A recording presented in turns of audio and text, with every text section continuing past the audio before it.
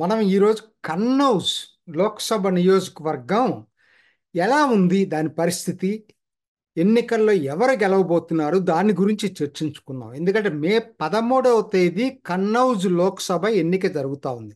కన్నౌజ్ అంటే ఉత్తరప్రదేశ్లో కాన్పూర్కు దగ్గరలో ఉంటుంది. అంటే దాన్ని అంతా యాదవ్ బెల్ట్ అంటారు. మెయిన్పురి, కన్నౌజు, బుదూన్, ఇంకొకటి ఫరూకాబాద్, ఇవన్నీ కూడా. దాంట్లో ఒకటైన కన్నౌజ్లో అఖిలేష్ యాదవ్ పోటీ చేస్తున్నాడు. అంటే చిన్న చితక్ కాదు కదా, అఖిలేష్ యాదవ్ పోటీ చేస్తున్నాడు ఉత్తరప్రదేశ్లో. మరి ప్రధాన ప్రతిపక్ష పార్టీకి సంబంధించినటువంటి నేత. ఏంటి అసలు ఈ కన్నౌజ్ని గురించి మనం తెలుసుకోవటానికి ప్రయత్నం చేద్దాం. ఎందుకంటే కన్నౌజ్ అనేది ముందు ప్రాచీన కాలంలో చాలా ప్రసిద్ధి చెందినటువంటి నగరం అది. ఎందుకంటే కన్నౌజ్ మీకు గుర్తుందిలే, అసలు హిందూ రాజ్యాలకి ప్రతిష్టాత్మకమైనటువంటి రాజధాని. దాన్ని చైనా యాత్రికులు పాహియాన్, హుయాన్సాంగ్ లాగు కూడా వాళ్ళు వచ్చినప్పుడు కన్నౌజ్ని విజిట్ చేసి ఆ ప్లేస్ని గురించి రాశారు. హర్షవర్ధనుడు అక్కడే రాజు. సో ఇలా హిందూయిజం, బుద్ధిజం, జైనిజానికి కూడా ప్రసిద్ధి చెందినటువంటిది. అంత ప్రతిష్ట కలిగినటువంటిది కాబట్టే మహమ్మద్ గజని దండయాత్రలు చేసినప్పుడు మధురను ధ్వంసం చేసి దేవాలయాన్ని తర్వాత ఇక్కడికి వచ్చాడు. కన్నౌజ్కి వచ్చి కన్నౌజ్లో 1818 నుంచి 1919 వరకు 7 కోటల్ని నాశనం చేసి కన్నౌజ్ని నాశనం చేశాడు. చరిత్ర అది. గోరీగూడ తర్వాత, మహమ్మద్ గోరీగూడ. ఆ తర్వాత వచ్చినటువంటి వాళ్ళు కూడా ఎందుకు చెప్పాల్సి వస్తుందంటే ప్రతి వాళ్ళకి ఇది ప్రతిష్టాత్మకంగా మారింది. కన్నౌజ్ను మనం దెబ్బతీస్తేనే ఆ హిందీ ప్రాంతంలో మనం హిందూయిజాన్ని దెబ్బతీసినట్టు అనేటువంటి భావన వాళ్ళకు ఉండేది. ఎందుకంటే ఒకనాడు బెనారస్ కూడా దీని కిందనే ఉండేది, కన్నౌజ్ కిందనే, ఆ రాజ్యాల కిందనే. సో అంత ప్రసిద్ధి చెందిన కన్నౌజ్ ఇవాళ ఏంటి వర్తమానంలో ఏంటంటే, ఇంకొకటి మీకు తెలుసో లేదో, పర్ఫ్యూమ్స్. ఇవాళ దేశవ్యాప్తంగా ప్రసిద్ధి చెందిన పర్ఫ్యూమ్స్ ఎక్కడన్నా ఉన్నాయంటే అది కన్నౌజులు. ఇప్పటి చరిత్ర అది, అప్పటిది కాదు, ఇప్పటి చరిత్ర ఇది. సో మనం సరే రాజకీయాల్లోకి వద్దాం.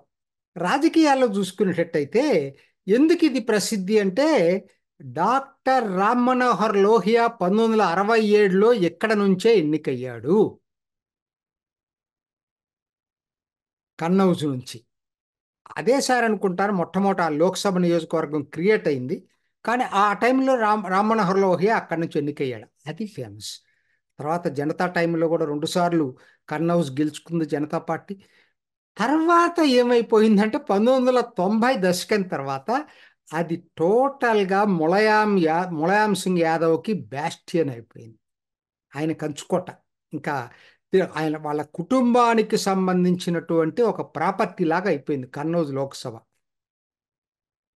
ఎందుకంటే ఇప్పుడు రాహుల్ గాంధీకి, ఇప్పుడు నెహ్రూ కుటుంబానికి ఏంటి, రాయ్బరేలీ, అమేథీ ఎట్లయిపోయిందో, ఇక్కడ ములాయం సింగ్ యాదవ్ కుటుంబానికి మెయిన్పురి, కన్నౌజ్ ఈ రోజు అట్లయిపోయినాయి.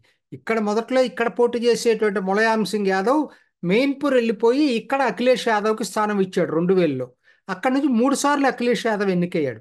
2009లో ఎన్నికైన తర్వాత ముఖ్యమంత్రి, అసెంబ్లీలో గెలిచి ముఖ్యమంత్రి అయ్యాడు కాబట్టి ఇది రాజీనామా చేశాడు. అప్పుడు వాళ్ళ భార్య డింపుల్ యాదవ్ని తీసుకొచ్చాడు. బై ఎలక్షన్లో గెలిచింది, తర్వాత 2014లో కూడా గెలిచింది. ఇదండి క్లుప్తంగా వాళ్ళ చరిత్ర. మరి అటువంటి చరిత్ర ఉన్నటువంటి కన్నౌజు ఏం జరిగింది 2019కి వచ్చేటప్పటికి? తారుమారైంది. తారుమారైంది. ఎందుకనంటే మీకు 2019లో డింపుల్ యాదవ్ వాళ్ళ ఆవిడే పోటీ చేస్తుందని చెప్పాను కదా అంతకుముందు 2 సార్ల నుంచి. ఆవిడ మీద బీజేపీ అభ్యర్థి సుబ్రత పథక్ 12,000 మెజార్టీతో గెలిచాడు. Tight majority. అంతకుముందు 2014లో కూడా డింపుల్ యాదవ్ 20,000 మెజార్టీతో గెలిచింది. కాబట్టి అప్పుడు కూడా ఆవిడేం గొప్ప మెజార్టీతో గెలవాల. అంతకుముందు వేరుండేది అఖిలేష్ యాదవ్ టైంలో. సో కాబట్టి ఏంటి, సుబ్రత పథక్ మొట్టమొదటిసారి అప్పుడు ఆయన అభ్యర్థి ఓడిపోయినప్పుడు మళ్ళీ గెలిచింది 2019లో కూడా ఆయనే అభ్యర్థి అయ్యాడు. మరి ఇప్పుడు ఎలా ఉండబోతుంది? మరి దీనికి ఏమిటి అంటే, ఒక్కసారి మీరు గుర్తు చేసుకుంటే అభ్యర్థుల ప్రకటనలోకి వచ్చేటప్పటికి తేజ్ ప్రతాప్ యాదవ్ ములాయం సింగ్ మనవడవుతాడు. ములాయం సింగ్ మనవడికి ఎవరికి ఇచ్చారు? లాలూ ప్రసాద్ కూతుర్ని చేసుకున్నాడు. అల్లుడు అనమాట, లాలూ ప్రసాద్ యాదవ్ అల్లుడు. ఆయన సీటు ప్రకటించారు కన్నౌజ్కు ముందు. ఎందుకంటే వీళ్ళ వీళ్ళ సొంత ఆస్తిలాగా భావిస్తారు కదా కన్నౌజ్ని. సో కాబట్టి ఆయనకు ప్రకటించారు. కానీ విశేషం ఏంటంటే క్యాడర్ మొత్తం తిరుగుబాటు చేశారు. సమాజ్వాదీ పార్టీ క్యాడర్ అంతా కూడా మేము ఓటెయ్యం తేజ్ ప్రతాప్ యాదవ్ అయితే అంటే, అప్పుడు చివరికి గత్యంతరం లేక అఖిలేష్ యాదవే తనే పోటీ చేస్తున్నాడు. ఇదండి దీని చరిత్ర. సో కాబట్టి స్వయంగా అఖిలేష్ యాదవ్ పోటీ చేసే దీంట్లో ఈసారి ఎలా ఉండబోతుంది, ఇది మన ఆసక్తికరమైన అంశం. ఎందుకంటే మొత్తం దీని కింద 5 అసెంబ్లీ స్థానాలు ఉన్నాయండి. నేను ఆ పేర్లు అవన్నీ అనవసరం మీకు. 5 అసెంబ్లీల్లో 4 అసెంబ్లీలు ఎమ్మెల్యేలు బీజేపీ ఎమ్మెల్యేలు.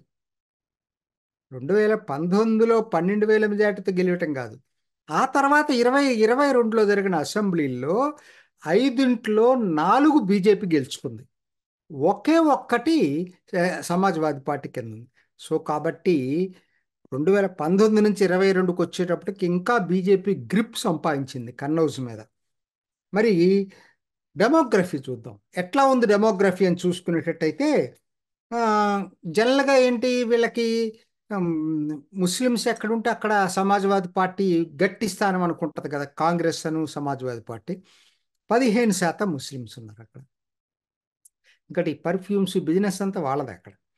తర్వాత యాదవులు 16%. యాదవ్ బెల్ట్ అంటారు కానీ వాళ్ళు ఉన్నది 16%. కాకపోతే గ్రామాల్లో కీలకం వాళ్ళే డామినేటింగ్ కమ్యూనిటీ. తర్వాత నెక్స్ట్ అంతే ఈక్వల్గా 15% బ్రాహ్మణులు ఉన్నారు. తక్కువగా ఉత్తరప్రదేశ్కి వచ్చేసరికి చాలా ఇంపార్టెంట్ ఇది. తర్వాత ఠాకూర్స్ రాజ్పుట్స్ 10% ఉన్నారు. ఎస్సీస్ 22%. యాదవులు కాని ఓబీసీలు 17% ఉన్నారు. నాకు తెలిసి ఈ సుబ్రత పథక్ దానికి సంబంధించిన వ్యక్తే. యాదవులు కాని ఓబీసీలు 17% ఉన్నారు. సో మొత్తం మీద చూసుకున్నప్పుడు ఏంటంటే వీళ్ళు అనుకున్నట్టుగా డెమోగ్రఫీస్ పూర్తిగా సమాజ్వాదీ పార్టీకి అనుకూలం ఉన్నాయని నేను అనుకోవట్లేదు. ఎందుకంటే మీకు చూసుకోండి, 31% ముస్లింలు యాదవులు కలిపితే 31% ఉంటే బ్రాహ్మణ్స్ ఠాకూర్స్ కలిపితే 25% ఉన్నారు. అదర్ ఓబీసీస్ 17% ఉన్నారు. సో ఇవి మోస్ట్లీ బీజేపీలో ఉంటారు, అదర్ ఓబీసీస్ అందరూ కూడా. సో ఏ విధంగానే అంత సామాజిక సమీకరణలు కూడా అఖిలేష్ యాదవ్కు అనుకూలం కాదు. కాకపోతే తను ముఖ్యమంత్రి ఆ స్టేచర్ ఉన్నటువంటి వ్యక్తి, ముఖ్యమంత్రిగా చేసినటువంటి వ్యక్తి కాబట్టి కొంత పనిచేస్తుంది. అది ఎటువంటి పరిస్థితులు అది పనిచేయదని అనుకుంటున్న పొరపాటు. ఇప్పుడేంటి తిరిగి క్యాండిడేట్స్ ఎవరు? సమాజ్వాదీ పార్టీ తరఫున అఖిలేష్ యాదవ్, బీజేపీ తరఫున సేమ్ సుబ్రత పథక్ పోటీ చేస్తుంది. ఇంకొకటి ఏంటంటే బిఎస్పి పోటీ చేస్తుంది. పోయినసారి చేయలేదు కదా, ఇద్దరు ఎలియన్స్ కదా ఎస్పీ బిఎస్పి. ఈసారి బిఎస్పి పోటీ చేస్తుంది. క్యాండిడేట్ ఎవరు పెట్టిందని చూస్తే ముస్లిం క్యాండిడేట్ని తీసుకొచ్చి అక్కడ పెట్టింది.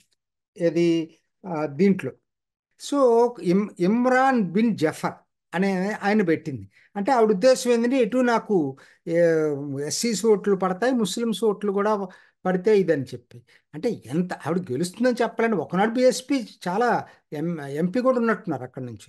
కాకపోతే ఏంటంటే ఇవాళ వాళ్ళు గెలవరు కానీ ఎన్ని ఓట్లు బిఎస్పీ చీల్చుకోగలదనేది అతను. అంటే ఇది కూడా నేను చెప్పేది ఏంటంటే ఇది కూడా ఈ పోటీ చేయటం కూడా అఖిలేష్ యాదవ్కి దెబ్బే ఒక విధంగా. అంటే ఏ విధంగా చూసుకున్నా కూడా ఇవాళ సామాజిక సమీకరణలు కానీ అసెంబ్లీ 5 అసెంబ్లీలో 4 బీజేపీకి ఉండటం కానీ బిఎస్పి పోటీ చేయటం కానీ ఇవన్నీ కూడా అఖిలేష్ యాదవ్ రిస్క్ తీసుకున్నట్టుగానే అనిపిస్తూ ఉంది. ఏదైనా మిగతా వాళ్ళు పోటీ చేయటం వేరు, ఆయన పోటీ చేయటం వేరు కదా. ఓడిపోతే మరి ప్రతిష్ట పూర్తిగా దెబ్బతింటది. సో అది మరి అయినా రిస్క్ తీసుకొని పోటీ చేసినందుకు అప్రిషియేట్ చేయాలి, పోటీ చేస్తున్నందుకు. కాకపోతే సుబ్రతా పథక్ ముందే ఒక సవాల్ ఇసిరాడు. ఆ తేజ్ ప్రతాప్ యాదవ్ను పెట్టినప్పుడు ఎందుకు ఆ పిల్లాడిని పెడతారు, అఖిలేష్ యాదవ్ నా మీద పోటీ చేయండి అని చెప్పి సవాల్ ఇసిరాడు బీజేపీ అభ్యర్థి. ఇవాళ అదే నిజమైంది. అఖిలేష్ యాదవే పోటీ చేస్తున్నాడు. సో కాబట్టి ఎలా మారబోతుంది, ఎలా ఉంటుంది అనేది చాలా ఆసక్తిగా ఉంది. మే 13.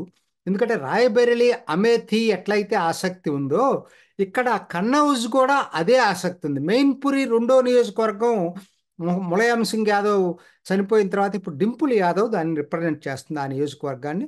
సో కాబట్టి మెయిన్ అది అయిపోయింది, ఎన్నిక అయిపోయింది మొన్న. సో ఇప్పుడు ఈ ఈ మే 13వ తారీఖు అఖిలేష్ యాదవ్ పోటీ చేస్తున్నాడు. చూద్దాం ఏం జరుగుతుంది అనేది.